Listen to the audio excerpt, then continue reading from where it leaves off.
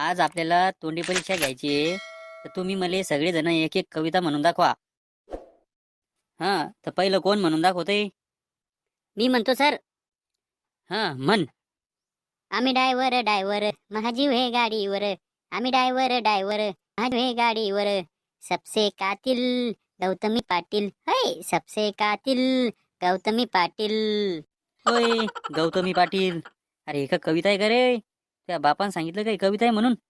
बैस खाली, भोंगळ्या तोंडाचं. हा, पुढचं कोण म्हणतंय? मी म्हणू का सर? हा, म्हण. पैसा देणं घेणं पटत नाही म्हणाला. पैसा देणं घेणं पटत नाही म्हणाला. हुंडा नको मामा फक्त पोरगी द्या मला. हुंडा नको मामा फक्त पोरगी द्या मला. होय, तोंडवाशा. अरे, कशी पैदा झाले रे बाबा हो तुम्ही?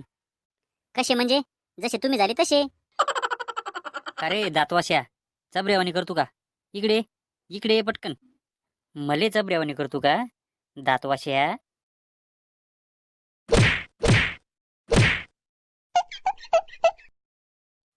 खाल्ला का मार बाबू? तो मार खाल्ली की मला करमते.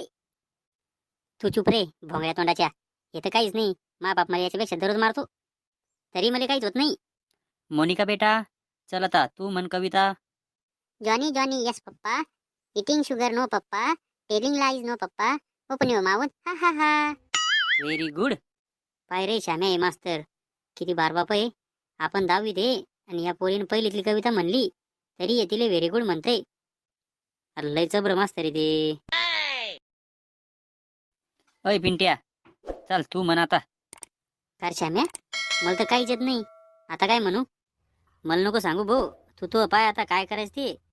सर, मला कविता येत नाही. निबंध म्हणू का? निबंध म्हणत असतात का रे गौश्या?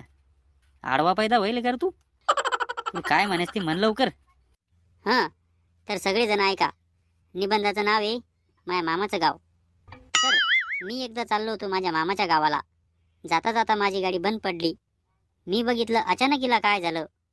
खूप वेळ विचार केला. मग मला कळालं, हत्तीच्या मायला इथं तर पेट्रोल झालं.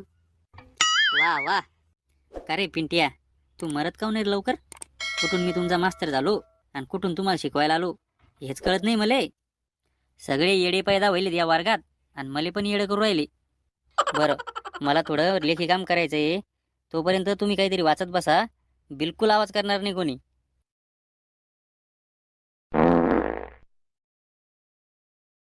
सर, पिंट्या पादला. अरे पिंट्या, काय लावलं रे तू आहे? तुला काय हीच जागा दिसली का पादायले? का हो सर, तुम्ही पादतच नाही का कधी? तुम्ही तर असे बोलू राहिले जस काही तुम्ही प्लास्टर करून गेले. मले चबऱ्यावानी करू राहिला का बाबू? माजलक तू जास्त. सर, ही एक नैसर्गिक प्रक्रिया आहे. मग तू ही नैसर्गिक प्रक्रिया जरा शांतीत कर ना. एवढ्या जोरात करत असतात का?